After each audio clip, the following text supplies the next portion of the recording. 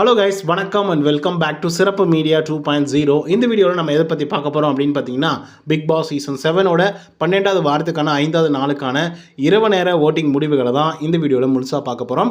So இந்த வீடியோக்கு போகிறதுக்கு முன்னாடி வழக்கம் போல் சப்ஸ்கிரைப் பண்ணாதவங்க சப்ஸ்கிரைப் பண்ணிச்சுக்கோங்க. பக்கத்தில் ஒரு பெல் ஐக்கான் இருக்கும், அதையும் ப்ரெஸ் பண்ணி ஹாலில் போட்டுக்கோங்க. அப்போ தான் நாங்கள் அப்டேட் பண்ணுற ஒவ்வொரு விஷயம் உங்களுக்கு நோட்டிஃபிகேஷனாக வந்து சேரும். அது மட்டும் இல்லாமல் இந்த வீடியோ எடுத்த டேட்டா பார்த்தீங்க அப்படின்னா 7 மணிக்கு எடுத்த டேட்டா. ஸோ இதுக்கப்புறம் வரக்கூடிய ஓட்டிங் அனலைசிஸ் எல்லாமே வந்து நாளைக்கு காலையில் அப்லோட் பண்ணப்படும் அப்படிங்கிறத தெரிவிச்சுக்கிறோம். இப்போ நம்பர் 1 பொசிஷனில் யார் இருக்காங்க அப்படின்னு பார்த்தீங்கன்னா, விசித்ரா மேம் வந்து இருக்காங்க. அவங்க வாங்கிய ஓட்டுக்கான எண்ணிக்கை அப்படின்னு பார்த்தீங்கன்னா 2,63,993 ஓட்டுகளாகும். பர்சன்டேஜ் வைஸ் அப்படின்னு சொல்லி பார்க்கும்போது 39.92% மத்திய நேர ஓட்டிங் முடிவின் போது வந்து இருந்தாங்க. இப்போ 39.91% வந்து இருந்துட்டுருக்காங்க விசித்ரா மேம் அவர்கள். ஸோ இவங்களை பொறுத்தவரையிலே ஒரு சூப்பரான பர்ஃபார்மன்ஸ் வந்து பண்ணிட்டு இருக்காங்க. பட் இந்த வாரத்தில் எந்த மாதிரியான ட்விஸ்ட் வரும் அப்படிங்கிறத பொறுத்து தான் பார்க்கணும். எதுக்காக இதை சொல்கிறேன் அப்படிங்கிறத லேட்டராக சொல்கிறேன். அதுக்கடுத்த செகண்ட் பொசிஷனில் யார் இருக்காங்க அப்படின்னு பார்த்தீங்கன்னா ரவீனா. அவங்க வாங்கிய ஓட்டுக்களுடைய எண்ணிக்கை அப்படின்னு பார்த்தீங்கன்னா 2,28,298 ஓட்டுகளாகும்.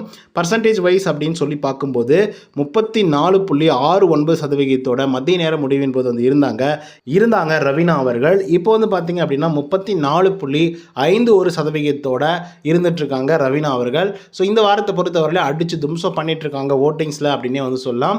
அதுக்கடுத்து தான் 3வது பொசிஷனில் யார் இருக்காங்க அப்படின்னு பார்த்தீங்கன்னா விக்ரம் அவர்கள் தான் வந்து இருந்துட்டு இருக்காரு.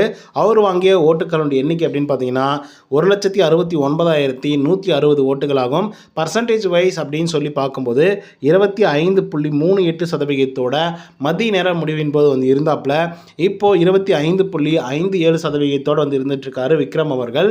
ஸோ இதுதான் வந்து பார்த்தீங்கன்னா ஓட்டிங் அனலைசிஸ். இந்த 3 பேரில் வந்து யார் யார் எந்தெந்த பொசிஷனில் இருக்காங்க, யார் எவ்வளோ ஓட்டிங்ஸ் எல்லாம் வாங்கியிருக்காங்க அப்படிங்கிறத டீட்டெயிலாகவும் விலாவரியாகவும் பார்த்துருப்போம். ஸோ இதனை தொடர்ந்து இந்த வாரத்தில் வந்து 3 பேர் தான் வந்து பார்த்திங்கன்னா நாமினேட் ஆயிருந்ததுனால ஓட்டிங்ஸ் வந்து பார்த்திங்கன்னா பெரிய அளவில் வந்து ஸ்ப்ளிட் ஆகலை.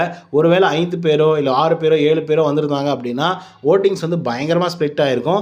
ஒருவேளை ஓட்டிங் ஸ்ப்ளிட் ஆகி விக்ரம் அண்ட் ரவீனா இவங்களும் வந்து பார்த்திங்க அப்படின்னா இதே மாதிரி வந்து ஓட்டிங்ஸ் வந்து வாங்கியிருந்தாங்க அப்படின்னா இவங்க 2 பேருமே சேவ் ஆக்கப்பட்டிருப்பாங்க.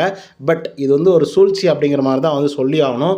இவங்க 3 பேரில் 2 பேரை வந்து அனுப்பிச்சுட்றலாம்பா, அட்லீஸ்ட் ஒருத்தரையாவது அனுப்பிச்சுட்றலாம் அப்படிங்கிற மாதிரி முடிவில் இருந்தார் போல் பிக் பாஸ் அவர்கள்.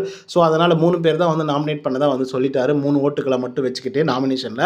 ஸோ அதன் காரணமாக தான் இவங்க 3 பேருமே வந்து நாமினேஷனில் வந்தாங்க. இந்த 3 பேரில் யார் எவிக்ட் ஆகி போவாங்க அப்படின்னு பார்த்தீங்கன்னா விக்ரம் அவர்கள் கம்பல்சரி வந்து எவிக்ட் ஆகி வெளியே போவார்.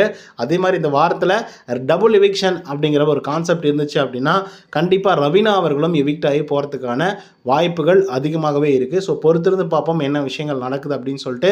ஸோ உங்களுக்கு பிடிச்ச கண்டஸ்டன்ட் யார் அப்படிங்கிறத கமெண்ட்டில் பதிவு பண்ணுவோம். இந்த வீடியோ உங்களுக்கு வந்து பிடிச்சிருந்தா லைக் அண்ட் சப்ஸ்கிரைப் பண்ண மறந்துடாதீங்க. இன்னொரு தவறும் சந்திக்கிறேன். Until then bye from Uday. நன்றி, வணக்கம்.